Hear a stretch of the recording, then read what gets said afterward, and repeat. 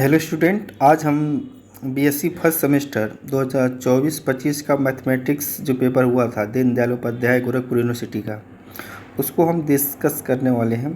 देखो M80-101 है, BSc first semester का है। और इसमें जो आता है बीएससी फर्स्ट सेमेस्टर में differential calculus and integral calculus से रिलेटेड क्वेश्चन आता है। डिफरेंशियल कैलकुलस से 25 क्वेश्चन आता है और इंटीग्रल कैलकुलस से 25 क्वेश्चन आता है।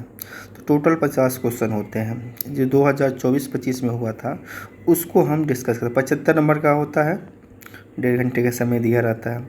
अब इसमें देखो एक चीज़ हम लिखे हैं कि एक चीज़ यहाँ ये बताने की कोशिश कर रहे हैं कि किसी चीज़ का हम एरिया कैसे निकालते हैं। ठीक है, तो यह ध्यान देना है कि एरिया कैसे निकालते हैं। अब कह रहा है कि एक क्वेश्चन है, आगे डिस्कस करेंगे हम उसी का, यह हम सॉल्व किए हैं क्वेश्चन है उसी का सॉल्व। यह समझ लेते हैं, वैसे वहाँ पर आएगा तो वहाँ पर हम समझ लेंगे। कह रहे हैं कि आइडेंटिफाई द बाउंड्री कर्व। सबसे पहले किसी कर्व का एरिया निकालना है तो सबसे पहले क्या करेंगे, कर्व जो होगा, कर्व की जो बाउंड्री होगी उसको आइडेंटिफाई करेंगे। सबसे पहले स्टेप 1 है कि आइडेंटिफाई दी बाउंड्री कर्व। जो कर्व दिया रहेगा उस कर्व को उठा करके उसकी बाउंड्री वेरीफाई कर लेंगे। उसके बाद कह रहा है कि द गिवन पैराबोला, हमको पैराबोला का इक्वेशन दिया गया है, y² बराबर 4ax दिया गया है। और कह रहा है कि the latus rectum is a line perpendicular to the axis of the parabola that passes through its focus. अब कह रहा है कि जो लेटेस्ट रेक्टम है वो क्या होगा, इज ए लाइन परपेंडिकुलर होगा। जो लेटेस्ट रेक्टम होता है वो लाइन परपेंडिकुलर टू एक्सिस होता है ऑफ द पैराबोला। कह रहा है कि that passes through the it's focus. जो पैराबोला है उस पैराबोला के जो फोकस होता है वहाँ से लेटेस्ट रेक्टम जो लाइन होगा वो पास कर रहा है। करें कि फॉर दी पैराबोला, जो पैराबोला होता है y² बराबर 4ax होता है, तो इसका जो फोकस होता है एट द पॉइंट a, 0 होता है। फोकस क्या होता है, a, 0 होता है। तो so the equation on the latest rectum is क्या होता है, x बराबर a होता है। x बराबर a होता है। अब कभी कभी क्या होगा, इससे जो स्टैंडर्ड रूप है पैराबोला का y² बराबर 4ax दिया गया है और जो इसका फोकस होगा a, 0 होगा। तो कभी कभी यहाँ चेंजिंग करके फोकस पूछ सकता है, तो इसी आधार पर बनाकर उसको हम फोकस भी निकाल सकते हैं। तो equation on the latus rectum क्या होगा, एक लाइन होगा जो पैरेलल टू एक्सिस होगा, क्या होगा, x बराबर a होगा। ये पैरेलल टू क्या होगा, x बराबर है पैरेलल टू वही एक्सिस हो जाएगा। ठीक है, सेकेंड स्टेप क्या करते हैं, पहले स्टेप क्या करते हैं, वेरीफाई कर लेते हैं बाउंड्री कर्व। जो कर्व होगा उसको वेरीफाई कर लेंगे। सेकेंड स्टेप देखिए, सेकेंड स्टेप कह रहा है कि सेट अप द इंटीग्रल। अब इंटीग्रल होगा उसको हम सेटअप कर लेंगे। इंटीग्रल में क्या करेंगे, the area is a bounded by parabola y² 4ax and the lens. अब देखेंगे जो एरिया है वो बाउंडेड किस है, पैराबोला y² 4ax, y² बराबर 4ax and the line x बराबर a, जो लेटेस्ट रेक्टम है इसी से क्या है, एरिया बाउंडेड है। करें due to the symmetry of the parabola about the X axis. जो पैराबोला होगा वो सिमेट्री किसके अबाउट होता है, एक्स एक्सिस के अबाउट सिमेट्रिक होता है। तो total area can be calculated by finding the area of in the first quadrant and multiply it by 2। इसका मतलब हम जो पैराबोला होगा y² बराबर 4ax and the line x बराबर a से जो एरिया बनेगा वो x एक्सिस के पैरेलल होगा, x एक्सिस के सिमेट्रिक होगा, x एक्सिस के सिमेट्रिक होगा। तो क्या करेंगे, जो एरिया हम फर्स्ट क्वाड्रेंट का निकालेंगे उसी का डबल कर देंगे।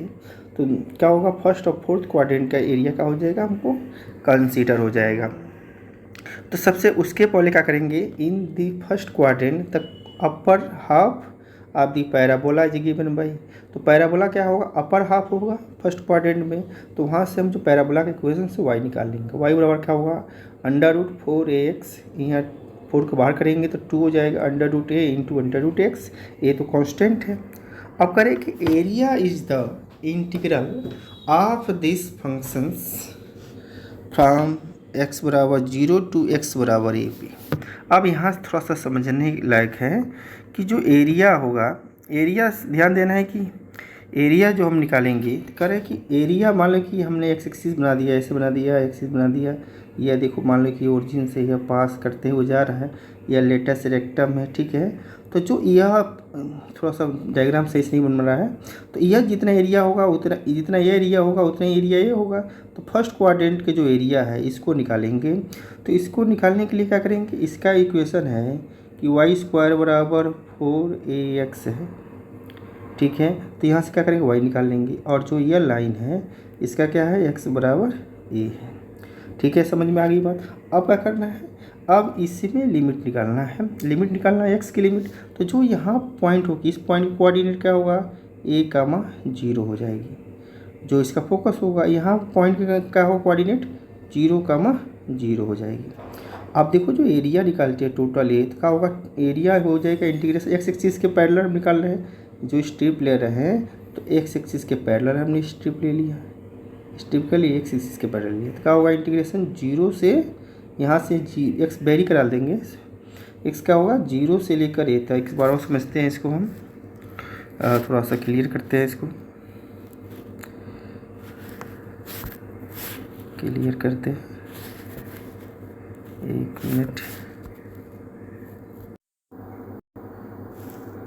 अब ये ध्यान देना है हमको कि जो 1 मिनट देखो ये जो एरिया निकाल रहे थे, एरिया क्या होगी, टोटल एरिया हो जाएगी ए, जो टोटल एरिया क्या हो जाएगी, ध्यान देना है, जो टोटल एरिया हो जाएगी, टोटल एरिया हमारा कितना हो जाएगा, देखो टोटल एरिया ए बराबर क्या हो जाएगा, देखो 2 टाइम्स हो जाएगा, इंटीग्रेशन 0 से लेकर ए तक हो जाएगा, और ये किसका है, x का लिमिट है, और y dx, बात समझना है। और ये जो लिमिट किसकी है, x की लिमिट है। तो x बराबर 0 से, तो जो डायग्राम बनाए थे उससे हम कंसीडर कर लेते हैं, जो स्ट्रिप लेते हैं वो पैरेलल टू x एक्सिस ले लिए, और एरिया हमने डबल किया क्योंकि x अबाउट के सिमेट्रिक हो रहा था, जो पैराबोला था, और जो लेटेस्ट रेक्टम था जो फोकस से पास कर रहा था। तो इस केस में जो डायग्राम बना तो उसकी एरिया का फार्मूला ये होगा। अब इस एरिया के फार्मूले से क्या करेंगे हम, अब सॉल्व कर लेंगे आसानी से। तो क्या हो जाएगा, यहाँ से एरिया बराबर 2 टाइम्स इंटीग्रेशन 0 से a y dx, तो 2 टाइम इंटीग्रेशन 0 से a, और y की वैल्यू भी जस्ट हमने ऊपर निकाला था, यह है जो है। अब इस वैल्यू को जब रखेंगे तो कितनी हो जाएगी, ये हो जाएगी 2 बार कर लेंगे, इंटीग्रेशन 0 से a, 2 y की वैल्यू रख रहे हैं 2√a√x dx। अब ध्यान दो कि जो 2a√a बाहर आ जाएगा, कांस्टेंट है, तो 2 पहले से बाहर था, तो 2 to 4√a हो जाएगा, तो इंटीग्रेशन 0 से a√ax dx हो जाएगा। अब क्या करेंगे, अब इसी को हम एवेल्यूएट कर देंगे, शिफ्ट ऑफ करेंगे, इसी को इंटीग्रेट कर देंगे, तो x के पावर 1/2 कर देंगे, इंटीग्रेट करेंगे क्या होगा 3/2, 3/2 सिंप्लीफाई करेंगे तो ये आ जाएगा, upper limit minus lower limit रखेंगे तो फाइनली क्या आ जाएगा 8/3 a² आ जाएगा। तो एरिया देखो, एरिया बाउंडेड बाई, जब एरिया निकालना हुआ तो फार्मूला ऐसे बना लेंगे। सबसे पहले 3 स्टेप हो जाएंगे। कुछ देखो, मान लो पैराबोला लेटेस्ट सेक्टर से आता है, तो सबसे पहले ये हम फार्मूला याद कर लेना है। अब देख लेना कि वहाँ ए क्या है, उसके हिसाब से आप पुट कर देंगे तो डायरेक्टली हमारा आंसर ये आ जाएगा, ठीक है। अब ध्यान दो कि the area bounded by parabola y² बराबर 4ax एंड इट्स लेटेस्ट रेक्टम्स, जो पैराबोला है इसका लेटेस्ट रेक्टम क्या इससे बाउंडेड है, यानी वो देखो एरिया किससे निकाला है, एरिया निकालना है कि बाउंडेड बाई द, किससे बाउंडेड है, पैराबोला y² बराबर 4ax and it's latus rectum, दोनों से बाउंडेड है। तो एरिया कितना हो जाएगी 8/3 a² हो जाएगी, 8/3 a² हो जाएगी। अब देखो क्वेश्चन से आ जाएगा। अब इसमें देखते हैं क्या है, करें कि द वैल्यू ऑफ गामा 1 की वैल्यू क्या होती है, गामा 1 की वैल्यू हमको कितनी मिलती है, गामा 1 हो जाएगी, गामा 1 की वैल्यू 1 हो जाएगी। सेकेंड बढ़ते हैं तो करें कि वैल्यू ऑफ गामा 1/2, गामा 1/2 की वैल्यू क्या होती है √π, ये सब याद करने वाली चीज़ है। अब देखो यहाँ कर रहा है द वैल्यू ऑफ इंटीग्रेशन 0 से इन्फिनिटी e⁻⁻x² dx। सबसे पहले हमको ये गामा फंक्शन है जो डिफाइन होता है, ध्यान देना है, जो गामा फंक्शन है वो कैसे डिफाइन होता है, देखो गामा n जो डिफाइन होता है, गामा n डिफाइन होता है इंटीग्रेशन 0 से इन्फिनिटी e⁻t और t⁻n−1 dt होता है, और कंडीशन होता है कि n ग्रेटर देन 0। तो ये पता होना चाहिए। अब इसी से क्या करेंगे, हम सॉल्व करेंगे। सॉल्व क्या करना है, अब यहाँ चाहिए e के पावर माइनस टी चाहिए, लेकिन e के पावर माइनस टी जगह का दिया एक्स स्क्वायर दिया गया है, तो इसको मान लेंगे हम कुछ और मान लेते हैं, एक वेरिएबल डिग्री 1 में मान लेंगे। तो इसको हमने क्या मान लिया, माइनस एक्स स्क्वायर को हमने y मान लिया, या t भी मान सकते हो, तो हमने y मान लिया। ठीक है, तो e के पावर माइनस वाई मान लिया। फिर से इसको डिफ्रेंशिएट किया तो कितना आया, 1/2 बार आया। जब इसको मानोगे एक्स स्क्वायर बराबर वाई, तो सॉल्व करोगे तो ये आ जाएगा कितना, 1/2 बाहर आ जाएगा और e के पावर 1/2 आ जाएगा। अब -1 हमने बना दिया है। ठीक है, -1/2 आएगा। अब देखो ये फार्मूला इससे क्या हो जाएगा, जो 0 से इन्फिनिटी e के पावर माइनस वाई, वाई के पावर 1/2 -1 dy है, तो जो y के पावर होगा, जो देखो यहाँ y है, अब जो y के पावर है, e के पावर है जो y, और y के पावर क्या है 1/2 -1, क्या होगा, गामा 1/2 हो जाएगा। गामा 1/2 क्या होता है, √पाई हो जाता है। तो क्या होगा, √पाई/2 हो जाएगा। ऑप्शन सी हो जाएगा सही। अब देखो ये वैल्यू ऑफ इंटीग्रेशन 0 से इन्फिनिटी xc और x के पावर c अपन cx और c के power x dx c greater than 0 दिया गया। अब इसको ध्यान थोड़ा सा समझना है। सबसे पहले क्या करेंगे हम, इसे में एक काम करेंगे, जो cx है, ठीक है, जो cx है उसको क्या करेंगे, e के पावर माइनस टी मान लेंगे। अब जब e के पावर माइनस टी मान लेंगे, ध्यान देना है, एक काम और समझ लेते हैं तो देखते हैं। अब इसमें ये देखते हैं कि आगे चलो बढ़ते हैं, आगे चलो समझाते हैं, बाद में सॉल्व करते हैं इसको। अब इसको क्या करेंगे, ध्यान समझो कि जो c के पावर x है इसको मान लेंगे हम e के पावर t मान लेंगे और दोनों साइड में लाग लेंगे। तो x बराबर जब लाग लोगे तो क्या हो जाएगा, e के पावर t बाहर आ जाएगा, लाग 1 हो जाएगा। तो फाइनली क्या हो जाएगा, एक्सचेंज करोगे तो 1/t और dt ये आ जाएगा।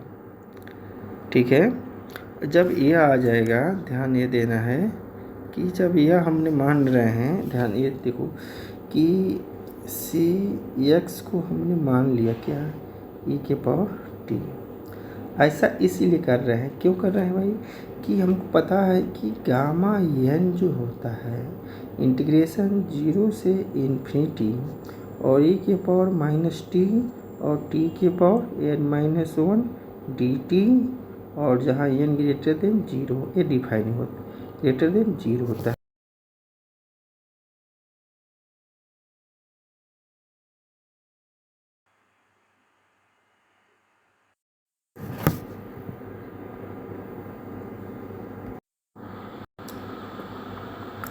तो देखते हैं नेक्स्ट हमने कि करा था वैल्यू ऑफ इंटीग्रेशन 0 से इन्फिनिटी x के पावर c के पावर x dx, जहाँ c ग्रेटर देन 0 है। तो उसको सॉल्व करने का तरीका यह है कि जो ओरिजिनल फार्मूला होता है, अभी पढ़े थे कि गामा जो n था वो क्या होता है, इंटीग्रेशन 0 से इन्फिनिटी e के पावर माइनस टी और t के पावर n-1 और dt होता है, जहाँ n ग्रेटर देन 0 होता है, ये डिफाइन होता है। इससे कंपेयर करेंगे, देख रहे हैं कि यहाँ क्या है, देखो t वेरिएबल है, t के पावर तो है यहाँ पर, लेकिन e वाला पोर्शन इसमें नहीं है। तो नीचे जो दिया गया उसी को हम मान लेंगे, c के पावर x को t मान लेंगे। जब c के पावर x को जब हम t मानेंगे तो यह हमारा कितना हो जाएगा, ध्यान देना है, जब c x के पावर को हमने क्या मानेंगे, ई टी मानेंगे। जब लाग ले लेंगे दोनों साइड में तो क्या हो जाएगा, ए एक्स लाग सी हो जाएगा, इधर लाग लेंगे तो टी लाग ई बेस ई, ये 1 हो जाएगा। तो टी की वैल्यू यहाँ से निकाल लेंगे, ठीक है, एक्स की वैल्यू निकालेंगे तो यहाँ से एक्स की वैल्यू निकल जाएगा, एक्स बराबर निकल जाएगा टी अपन लाग सी। जब एक्स के पावर देखो, एक्स के पावर क्या था, एक्स के पावर सी है, तो यहाँ पे सी कर देंगे और टोटल के पावर सी कर देंगे।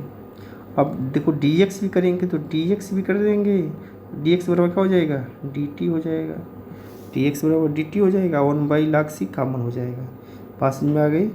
अब आगे चलते हैं, वही हमने काम किया। तो मान लिया कि i बराबर आई बराबर क्या मान लिया हमने, इंटीग्रेशन 0 से इन्फिनिटी और टी log c की पावर c 1/et और dt अपन log c आ गया। अब इसमें क्या करते हैं, हम कॉमन ले लेते हैं। तो log c के पावर c + 1 कॉमन हो जाएगा, क्योंकि यह log c और c log c है तो क्या होगा, log c के पावर क्या हो जाएगा, c + 1 इंटीग्रेशन 0 से इन्फिनिटी e की पावर -t और t के पावर c dt हो जाएगा। अब ध्यान देना कि जो फार्मूला पढ़े थे उससे हम क्या करेंगे, उसी फार्म में इसको बनाएंगे।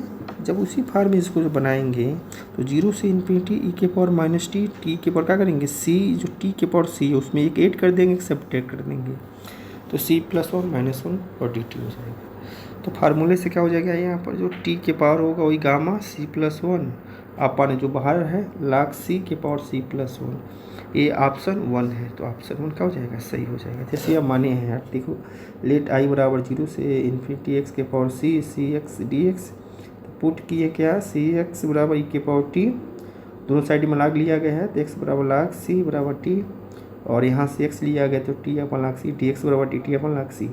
अब इसी को वैल्यू क्या कर दिया गया है, पुट कर दिया गया है। जब पुट कर दिया गया है तो क्या कर देंगे, सॉल्व कर लिया, आंसर हो गया हमारा। ठीक है, कर सकते हो, कोई दिक्कत नहीं है। अब थोड़ा एक काम और करते हैं, अब ये थोड़ा समझ लेते हैं इसमें क्या समझना है। अब इसमें देखो कह रहा है कि देखो लेंथ ऑफ x बिटवीन 1 या 4 के बीच, जो y क्या कर रहा है, लाई कर रहा है 1 और 4 के बीच लाई कर रहा है, और लेंथ ऑफ कर्व निकालना है, कर्व x बराबर दिया गया। तो ध्यान दो, कोई भी फंक्शन दिया गया, कोई भी कर्व दिया गया हो, उसका लेंथ कैसे निकालते हैं। सबसे पहले क्या करेंगे, करें कि find the derivative of the function. सबसे पहले जो डेरिवेटिव ऑफ द फंक्शन हो निकालेंगे x का।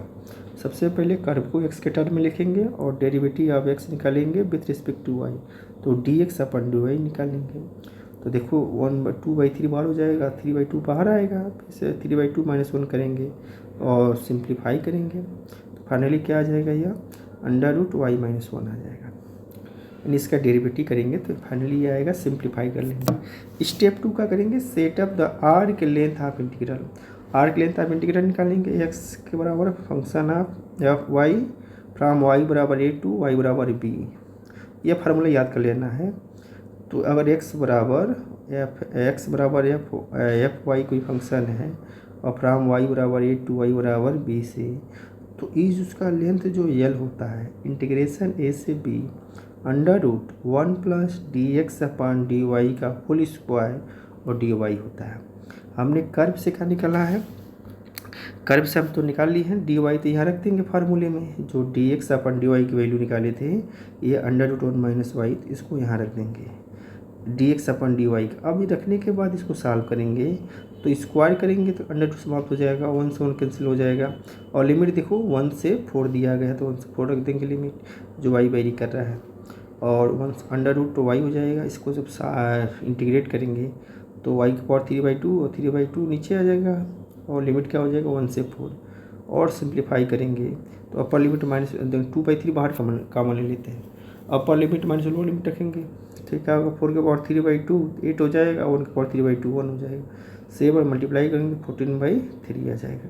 तो 14/3 क्या होगा, लेंथ आपका। तो ध्यान देना है, कोई भी कर्व पूछ दिया हो उसका लेंथ निकालना हो तो ये स्टेप वाला, सबसे पहले हम क्या करेंगे, जो x दिया गया है उस x को डेरिवेटिव करेंगे y के रिस्पेक्ट में, उसके बाद ये फार्मूला लगाएंगे, फार्मूला लगाने के बाद सिंप्लीफाई करके इंटीग्रेट कर देंगे, जो आएगा वही क्या होगा, लेंथ ऑफ कर्व होगा। देखो ये करें, area bounded by the parabola y² = 4ax and it's latus rectum. ये जो लेटेस्ट रेक्टम का होता है, ये लाइन था पैरेलल टू y एक्सिस, जैसे x बराबर ये आया था, तो उसका भी सॉल्व किए थे शुरुआत में ही, 8/3a² हो जाता है, ठीक है ना। आगे चलते हैं, करें कि इफ़ r वेक्टर बराबर xi cap yj cap zk cap है तो ग्रेडियंट ऑफ r क्या होगा, ग्रेडियंट ऑफ r क्या होगा। तो इसमें से देखो कौन सा option, r vector upon r होगा, r वेक्टर अपॉन r होगा, ठीक है। तो इसमें ऑप्शन ही सही है, तो ये कराए भी थे और कर भी ले तुम लोग, ठीक है ना। सेकेंड देखते हैं, अब कह रहा है कि इफ आर वेक्टर बराबर x i cap y z cap z y j cap plus z k cap, तो divergence of r vector formula याद होना चाहिए। तो डाइवर्जेंस ऑफ आर वेक्टर निकालें तो कितना आ जाएगा, इसका आंसर 3 होगा। अब कह रहा है कि v vector is called a solenoidal, जो वी वेक्टर होगा called a solenoidal vector function, तो then divergence of v vector is a 0 होगा। डाइवर्जेंस ऑफ वी वेक्टर क्या होगा, 0 होगा। अगर v vector is called a solenoidal vector function, तो then divergence of v vector is equal to 0। अगर divergence v vector equal to 0, तो v vector is called a solenoidal vector functions. ठीक है, दोनों याद कर लेना है दोनों तरह से। कह रहा है कि the vector f vector is said to be irrotational, तो then curl of f vector is equal to 0 होगा। कोई वेक्टर एफ वेक्टर है, is said to be irrotational vector कहलाएगा, तो then curl of f vector इसका 0 होगा। ये याद होना चाहिए। अब देखो करे कि वैल्यू ऑफ डबल इंटीग्रेशन 1 से 2 इंटीग्रेशन 0 से x 1/x का स्क्वायर वाई का स्क्वायर dx dy है। तो सबसे पहले क्या करेंगे, आप फार्मूला देखो y के रिस्पेक्ट में करते हैं। पहले वेरिएबल लिमिट y का है तो y का करेंगे, कितना हो जाएगा, जैसे फार्मूला यूज करेंगे 1/a square plus x square dx का, तो 1/a tan inverse x by होता है। तो यहाँ से क्या हो जाएगा, अब देखो y करेंगे तो x कांस्टेंट हो जाएगा, तो 1/x tan इनवर्स y/x, और लिमिट क्या होगा 0 से लेकर x तक जब रखोगे तो यहाँ क्या आएगा, y/y 1 हो जाएगा। तो फाइनली हमको क्या मिलेगा कि 1/x पाई/4 कॉमन ले लेंगे, तो 1/x का होगा log x हो जाएगा, अपर लिमिट 2 लोअर लिमिट 1। साल करोगे तो क्या होगा पाई/4 log 2 हो जाएगा। तो ऑप्शन कौन सा सही होगा, बी। ठीक है, ऑप्शन बी सही रहेगा। नेक्स्ट देखते हैं। देखो नेक्स्ट में थोड़ा सा समझना है कि area of the ellipse, area of the ellipse जानते हैं कि area of an ellipse is a कितना होता है, पाई ए बी होता है। Area of an ellipse is a, इसको याद कर लेना फार्मूला को कि area of an ellipse is a कितना होता है, पाई ए बी होता है। और जो क्वेश्चन दिया गया है वहाँ एरिया ए स्क्वायर की जगह 4 दिया गया है और बी स्क्वायर की जगह 9 दिया गया है। अब यहाँ से ए निकाल लेंगे और बी निकाल लेंगे और ए और बी यहाँ रख देंगे, कितना होगा 6 पाई हो जाएगा। ठीक है, तो एरिया हम निकाल लेंगे। उसके बाद देखो ए बी वैल्यू है, कह रहा है कि वैल्यू ऑफ इंटीग्रेशन 0 से 1 इंटीग्रेशन 0 से एक्स स्क्वायर ई के पावर y/x dy/dx। तो क्या करते हैं हम, लिमिट यहाँ निकालें हैं। देखो y का क्या करेंगे हम, तो ई के पावर को, तो ई के पावर का ई के पावर हो जाएगा। अब फिर से पावर का करेंगे, तो पावर का देखो इंटीग्रेशन कर रहे हैं ना, तो ई का पावर का जब करेंगे, ध्यान देना थोड़ा सा समझो, जब ई के पावर का करेंगे तो देखो y के रिस्पेक्ट में है तो 1/x हो जाएगा। तो 1/x को क्या करते हैं हम, डिवाइड करते हैं डिफ्रेंशिएट करके, तो इंटीग्रेशन हो जाता है तो x आ जाएगा। अब देखो x ई के पावर y/x हो गया। अब लिमिट रखोगे 0 से एक्स स्क्वायर, अपर लिमिट रखोगे तो ई के power x into x minus 1 dx हो जाएगा। अब इसमें से देखो x ई के पावर x इंटीग्रेशन करोगे तो फर्स्ट फंक्शन हमने आइलेट का यूज़ कर लेंगे, तो x हो जाएगा ई के पावर x 0 से 1। ठीक है, बोलो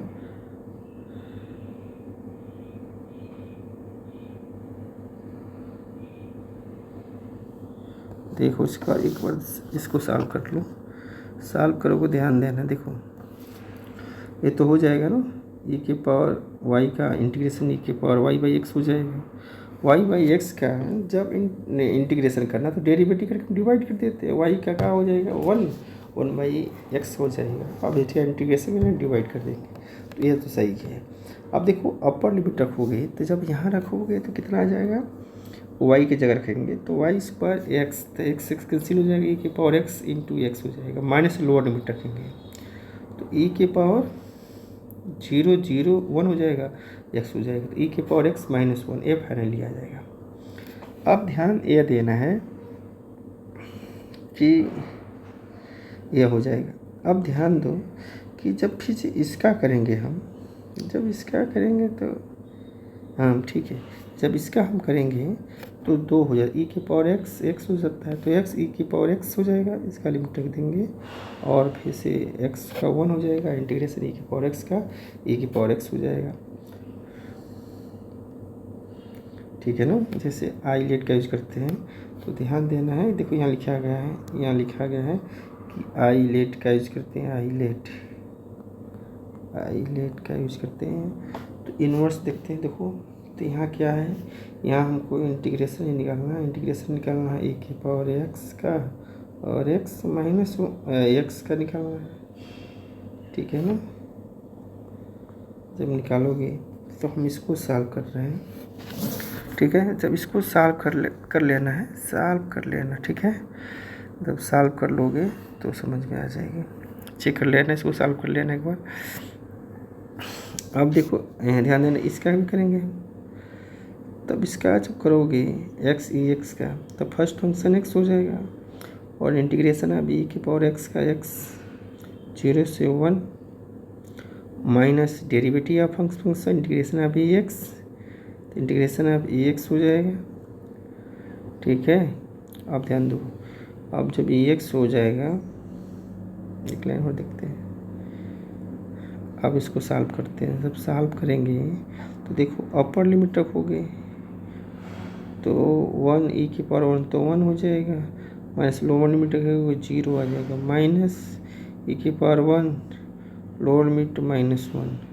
अब इसको जो अप्लाई करोगे तो माइनस माइनस प्लस ई से ए -1 से, और ये ई कैंसिल हो जाएगा, बचेगा 1 माइनस +1। तो ये हमने किया ई के पावर एक्स इंटू एक्स का किया, फिर से एक्स का करोगे ना। जब एक्स का करोगे तो ध्यान देना, जब ये देखो ये वाला टर्म किए थे हमने, इंटीग्रेशन किया है एक्स ई के पावर एक्स का डी एक्स का किया है। ठीक है, तो ये 1 आ गया। अब फिर से क्या करोगे, तो अब माइनस करोगे इंटीग्रेशन एक्स डी एक्स का भी करोगे ना, तो ये क्या आएगा 1, इंटीग्रेशन क्या हो जाएगा इसका, इंटीग्रेशन इसका 1 हो जाएगा, इसका इंटीग्रेशन हो जाएगा एक्स के पावर 1 का करोगे तो ये कितना आ जाएगा, ये आ जाएगा हमारा एक्स का स्क्वायर बाई 2 आ जाएगा। अपर लोअर लिमिट 0 से लेकर 1 तक करोगे तो अपर लिमिट क्या हो जाएगा, देखो तो ये हो जाएगा 1/2 माइनस लोअर लिमिट 0। ठीक है ना, -0। समझ में आ रही बात। तो यह ध्यान देना है, तो देखो इसका एक्स का भी करोगे ना, तो एक्स का जब करोगे तो ये आएगा हमारा। अब देखो इसके पहले कितना था 1, आई माइनस, तो 1 माइनस 1/2 करोगे तो कितना आएगा फाइनली 1/2 आएगा। तो 1/2 कौन सा ऑप्शन दिया गया, ऑप्शन सी सही है, ये ऑप्शन कैंसिल कर देना है, ऑप्शन सी सही है। ठीक है,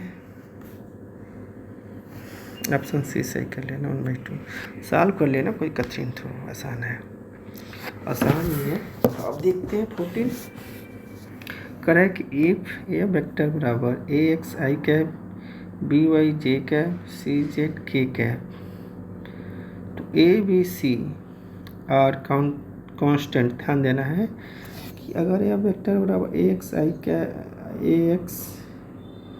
cap b y j cap z c z k cap है वेक्टर है, a b c are constant, then the double integral over a vector dot D S vector है, where s is the surface of the unit sphere. तो जानते हैं कि surface of A vector dot D S vector क्या होता है, double integral over S A vector dot N cap D S होता है, और ये किसके बराबर होता है, इन वॉल्यूम ऑफ भी divergence of A vector D B के बराबर होता है। जब divergence of A vector D B जब सॉल्व करते हैं तो pi by 4/3 pi A plus B plus सी आता है, कितना आता है 4/3 pi A plus B plus सी आता है, ये याद कर लेना है। और करें कि the force a vector is said to be conservative, जो force a vector is said to be conservative of होगा कब, जब कर्ल ऑफ ए वेक्टर 0 होगा। जब कर्ल ऑफ ए वेक्टर 0 होगा तो फोर्स क्या होगा, कंजर्वेटिव होगा। अब लास्ट देखते हैं, अब देखो यहाँ यूज किया गया है कि बीटा यम का मायन क्या होता है, तो gamma m into gamma n upon gamma m plus 1 होता है। तो इस फार्मूला का यहाँ यूज कर लिया गया है। तो बीटा 1/2 और 2 क्या होगा, गामा 1/2 गामा 2 1/2 प्लस 2 हो जाएगा। गामा 1/2 √π होता है, गामा 2 1 हो फैक्टोरियल 1 हो जाता है इसकी वैल्यू। अब यहाँ क्या करेंगे 5/2 होता है। तो जब इसको सॉल्व करेंगे ध्यान दिया गया कि गामा n + 1 फैक्टोरियल n होता है, गामा n में फैक्टोरियल n - 1 होता है, उससे यूज़ कर लिया गया। अब जब सॉल्व करेंगे तो यह 1 हो जाएगा और यहाँ 3/2 1/2 गामा 1/2, तो गामा 1/2 1/2 से कैंसिल हो जाएगा और यह क्या हो जाएगा 3 या 2 2 4 2 4 पर चला जाएगा, 4/3 ऑप्शन बी सही हो जाएगा। अब देखो कह रहा है कि if A vector is a constant vector, जब ए वेक्टर कांस्टेंट वेक्टर है तो then gradient of A vector dot R vector, gradient and del of A vector dot R vector क्या होता है, ए वेक्टर होता है। यानी gradient of A vector dot R vector क्या होता है, ए वेक्टर होता है। अब ये भी देखो if A vector and B vector और कांस्टेंट वेक्टर, तो जानते हैं कि एक काम और समझते हैं कि ये जो दिया गया ऊपर वाले सेम टू है, जैसे ये दिया था ना gradient of A vector dot R vector बराबर ए वेक्टर दिया था कि नहीं। तो इसमें देखो ये तो दिया है कि scalar triple product are vector A vector B vector, इसको क्या लिख सकते हैं हम, इसको लिखते हैं आर वेक्टर और ए वेक्टर क्रॉस बी वेक्टर भी लिख सकते हैं। यहाँ लिख सकते हैं ए डॉट बी और क्रॉस आर वेक्टर लिख सकते हैं। तो इस प्रॉपर्टी से क्या हो जाएगा पीछे ए क्रॉस बी हो जाएगा। तो ऑप्शन कौन सा हो जाएगा, सी सही हो जाएगा। ऑप्शन कौन सा सही हो जाएगा, सी सही हो जाएगा। तो ये भी याद करने वाली चीज़ें हैं प्रूफ में भी है। तो if A vector and B vector of constant vector, तो then gradient of r vector A vector B vector यानी gradient of scalar triple product are vector A vector B vector कितना होगा, a vector cross b vector होगा। अब देखो कह रहा है कि इंटीग्रेशन 0 से 1 कोसेक x अपन x dx क्या होता है। तो इसमें कोसेक x अपन x क्या होगा, ये डाइवर्जेंस फंक्शन होता है। क्या होता है, डाइवर्जेंस होगा इसका। अब देखो इसमें एक चीज़ लिखा गया है the upper and lower integrals are equal. अगर अपर या लोअर इंटीग्रल्स निकालें आर इक्वल आएगा द कांस्टेंट फंक्शंस, ध्यान देना है upper and lower integrals are equal आएगा द कांस्टेंट फंक्शंस इज क्या होगा, रीमान इंटीग्रेबल होता है। जो कांस्टेंट फंक्शन होता है वो रीमान इंटीग्रेशन होता है। कहना कि every continuous function on a close interval is A R integrable and a constant function is a continuous function. जो कांस्टेंट फंक्शन होता है कॉन्टिन्यूस फंक्शन होता है, जो continuous on a close interval होता है वो रीमान इंटीग्रेबल होता है। तो ये ध्यान देना है। तो कांस्टेंट फंक्शन क्या हो जाएगा, R integrable and Riemann integrable हो जाएगा। अब कह रहा है कि कोई फंक्शन या define on a close interval A B by define किया, कैसे किया गया है कि एफ एक्स बराबर एक्स माइनस एक्स। एक्स कब है, जब when X is a rational number है। माइनस एक्स कब है, जब वो क्या है, अब इसको देख लेना है भाई, यह कॉन्सेप्ट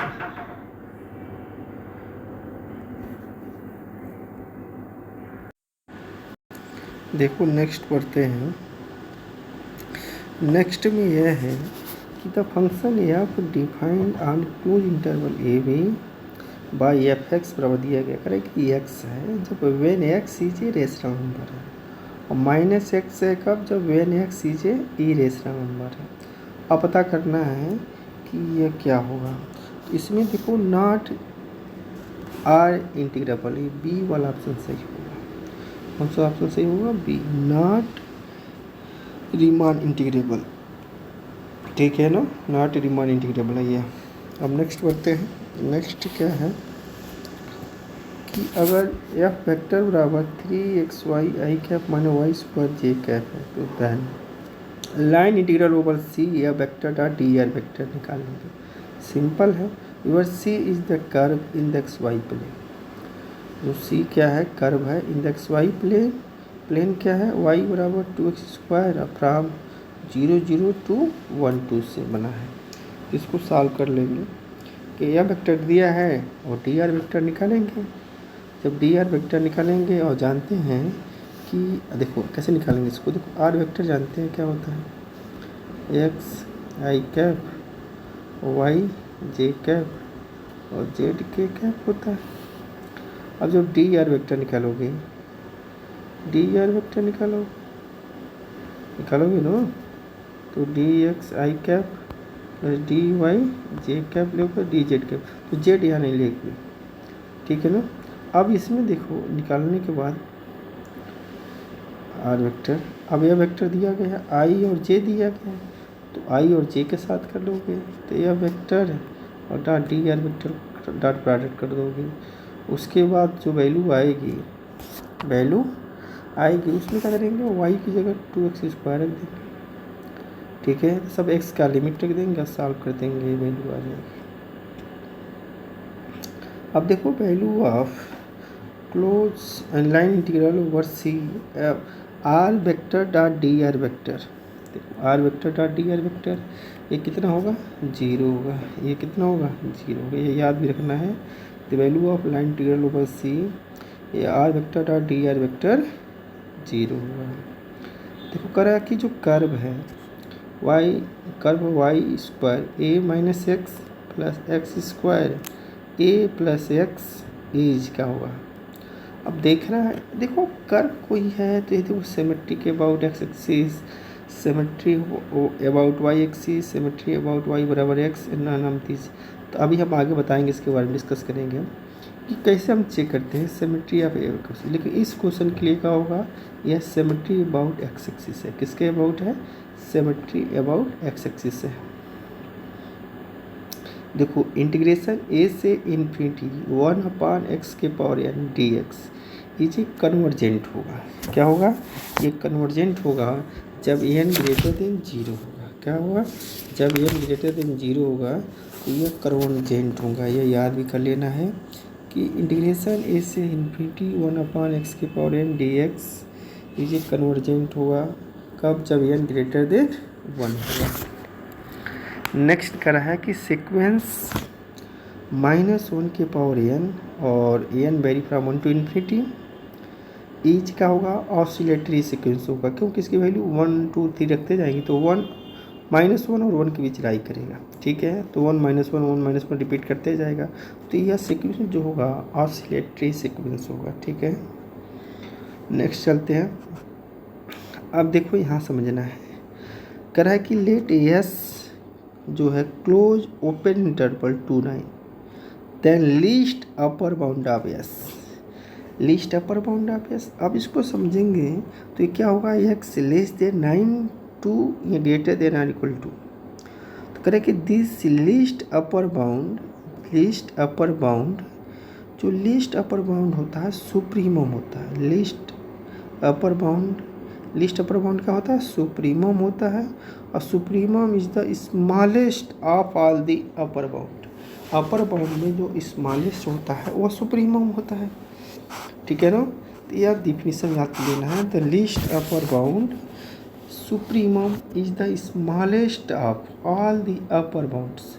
अब इसमें अपर बाउंड क्या होंगे, 9 10 11 12 सब अपर बाउंड होंगे, लेकिन अपर बाउंड में सबसे लीस्ट क्या होगा, 9 होगा। ध्यान देना है, मान लो कि ये कह रहा है कि एक्स जो लाई करेगा, मान लो सेट हो गया इसके अंदर एक्स सच दैट एक्स का कलेक्शन हो गया, ये हो गया।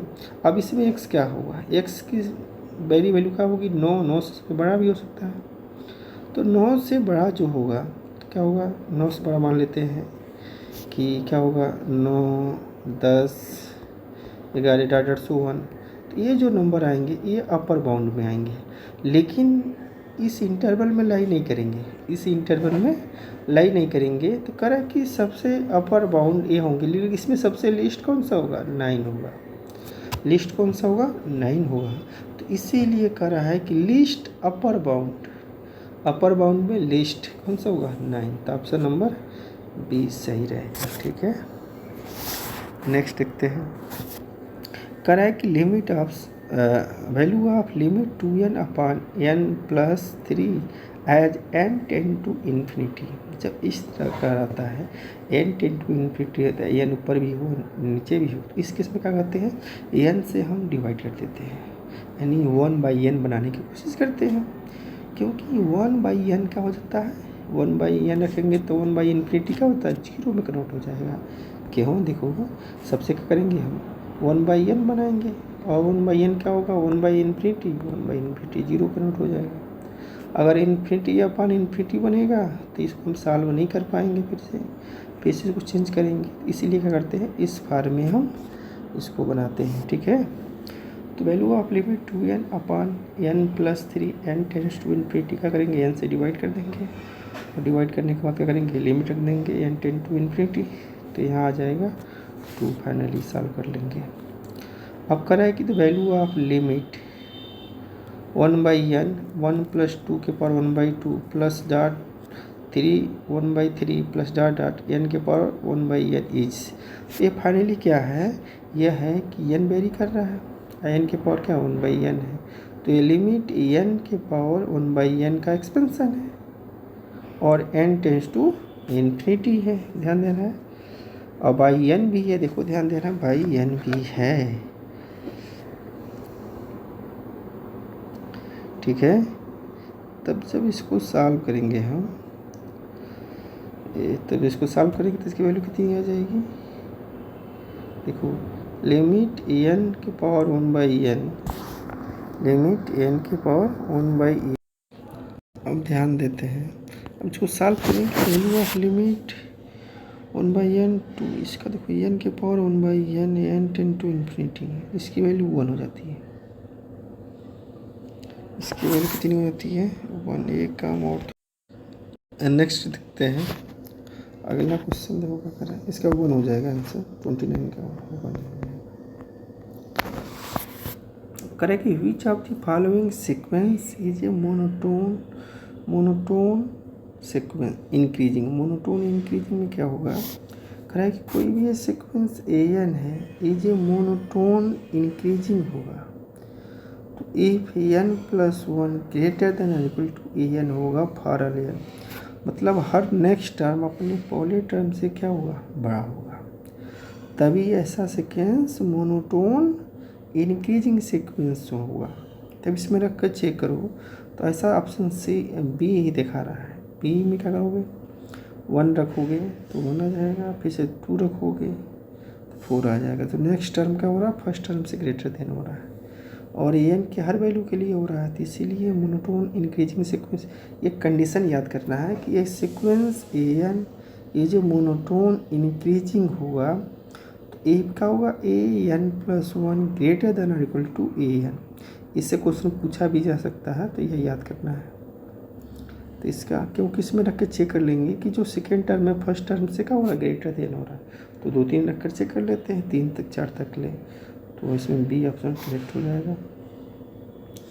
करा कि limit can not be 2 because the are terms are always 1। देखो इसमें कौन सा करा है, या किसी पॉइंट लिखे हैं, correct. Consider the following statement, consider the following statement दिया गया है, कर रहा है कि every bounded sequence has a convergent सब सीक्वेंस, तो यह पहला ट्रू है, ओनली 1 ट्रू।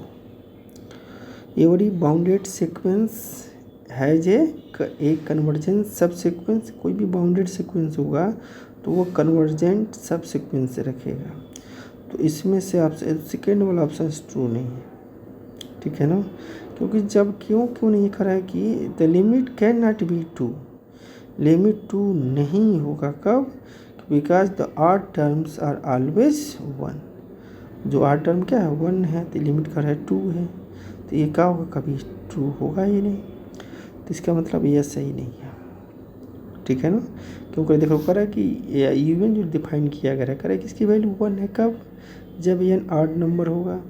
इवन कब हो रहा है, एन इवन हो रहा है तो 2 हो रहा है, तो limit even n tend to infinity, upper limit निकालेंगे तो 2 आ रहा है, इसका मतलब ये ट्रू नहीं होगा, क्योंकि जब आड पर इसकी वैल्यू 1 दिया गया है तो एक तरह की limit can not be 2 because the odd terms is always 1 हो रहा है। ठीक है, इसलिए दूसरा गलत है, पहला स्टेटमेंट सही।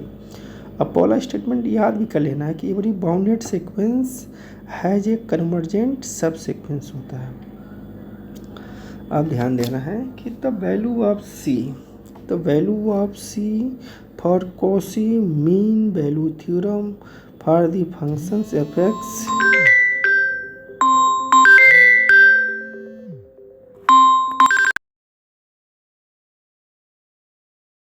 देखो क्वेश्चन नेक्स्ट है यही कि द वैल्यू ऑफ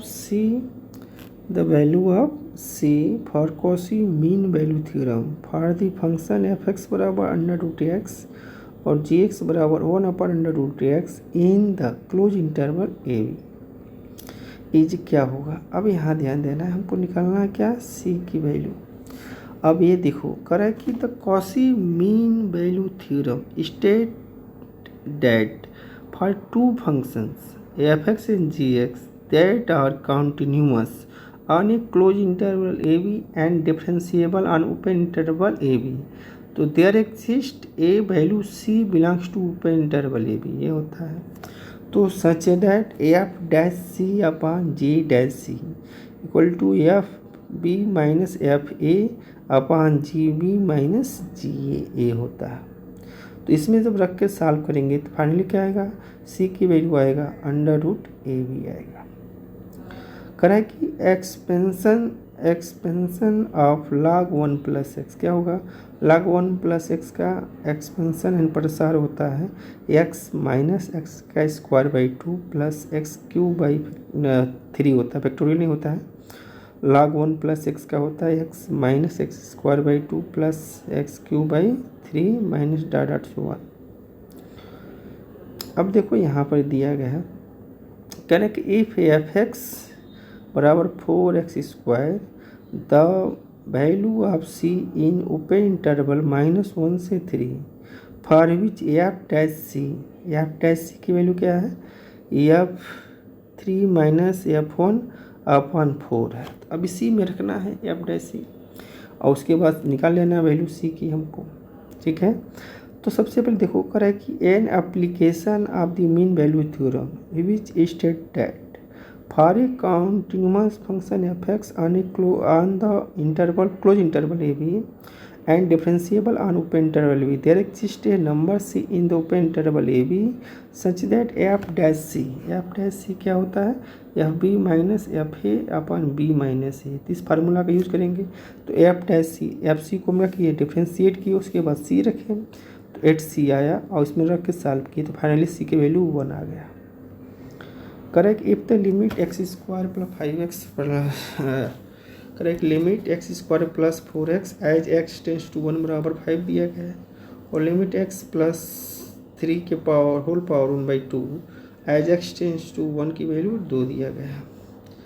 और पूछ रहा है कि limit X tends to 1 X square plus 4x into X plus 3 के पावर 1/2 यानी प्रोडक्ट ऑफ लिमिट दिख रहा है। तो जानते हैं कि limit F x into ji x tends to क्या होता है, दोनों का लिमिट एल इंटू दोनों का लिमिट 10 लिमिट आ जाएगा, क्योंकि product rule for limits state that's if limit F X tends to A equal to L and limit G x tends to A equal to M. तो दोनों के product नियम से क्या हो जाएगा कि limit F x into ji x tends to a क्या हो जाएगा, limit l into limit m 5 into 2 यानी 10 हो जाएगा।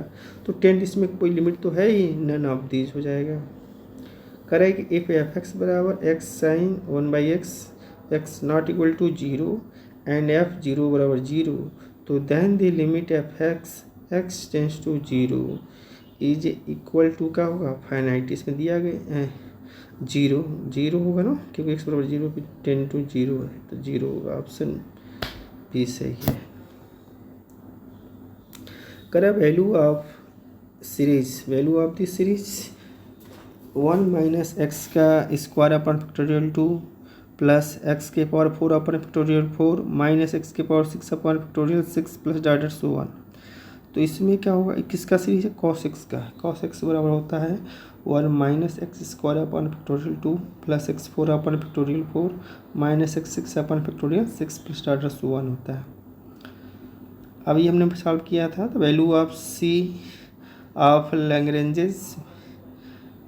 Lagrange's mean values theorem of F X बराबर इतना on a close interval A B. तो सबसे पहले एफ एक्स दिया गया है, उसको एक्स स्क्वायर माइनस बना लेंगे। ए 1 है, बी 2 है, तो एफ 1 एफ 2 निकालेंगे, एफ डैश एक्स निकालेंगे, एफ डैश सी निकालेंगे। फार्मूला क्या हो, एफ डैश सी बराबर f B minus f B minus a, और इसी फार्मूला में रख कर सिर्फ सॉल्व कर लेंगे। यही फार्मूला एफ डैश सी याद कर लेना, F B minus F A और बी माइनस ए, इसी से कंपेयर कर लेना है। और ए बी क्या, क्लोज इंटरवल ए बी में जो दिया गया है, इसे कंपेयर कर सॉल्व करोगे कितना होगा, 3/2 हो जाएगा। Rolle theorems is a satisfy if a function F x. तो रोलेस थ्योरम क्या सेटिस्फाई करता है फंक्शन एफ एक्स के लिए, कह रहा है कि जो फंक्शन एफ एक्स होगा वो कॉन्टीन्यूअस होता है on a close interval A भी सही है, डिफरेंशिएबल होता on in open interval A B में भी सही है, और एफ ए और एफ बी दोनों क्या होंगे, बराबर होते हैं इफ़ ऑल आर ट्रू, इन तीनों के हैं ट्रू है, तो डी वाला ऑप्शन सही हो जाएगा। करेक्ट फंक्शंस एफ एक्स बराबर mod of x minus 1 is a not differentiable. किस पॉइंट पे डिफरेंशिएबल नहीं है, एट द पॉइंट एक्स बराबर 1 पर यह फंक्शन डिफरेंशिएबल नहीं है। अब कह रहा है कि y बराबर e के power A X then the value of y है, तो क्या होगा ए के पावर एन ई के पावर ए एक्स हो जाता है, और n derivative of sine a x plus b कितना होता है, तो ए के power n sine a x plus B plus n pi by 2 होता है, याद करने वाली चीज़। और डेरिवेटिव ऑफ एक्स से जानते हैं कि फैक्टोरियल होता है, तो डेरिवेटिव ऑफ एक्स के पावर 5 वाई 5 का होगा फैक्टोरियल 5, फैक्टोरियल 5 मतलब फैक्टोरियल 5, ऑप्शन ये सही हो जाएगा। कह रहा है कि if x Y function 2x का क्यू प्लस वाई का क्यूब माइनस 3ax y दिया गया है, तो कह रहा है कि then the value of del f by del x निकालना, पार्शियल डेरिवेटिव निकालना है। तो क्या करेंगे, पार्शियल डेरिवेटिव एक्स का करना है, तो 3x स्क्वायर हो जाएगा और यहाँ का हो जाएगा 3ay हो जाएगा, ऑप्शन सी सही हो जाएगा। अब करें तो degree of homogeneous function F x Y something दिया था, क्या करते हैं होमोजीनियस डिग्री निकालने के लिए सबसे पहले एक्स की जगह टी एक्स, वाई की जगह टी वाई रखते हैं, जिसमें टी के पावर एन अलग हो जाता है, फंक्शन ऑफ एक्स वाई बचता है, जो टी के पावर एन आता है उसी को हम सॉल्व करते हैं। इसके हिसाब से सब इसमें रखेंगे, तो ऊपर पावर आएगी 1/4 टी का, नीचे आएगा 1/5, तो ऊपर चला जाएगा 1/4 माइनस 1/5, सॉल्व करेंगे तो टी के पावर 1/20 हो जाएगा, तो 1/20 हो जाएगा, सी ऑप्शन सही हो जाएगा। इफ जेड बराबर ए के पावर एक्स वाई, तो डेल टू जेड अपन डेल वाई डेल एक्स से निकाल लेंगे आराम से, सी वाला ऑप्शन सही होगा।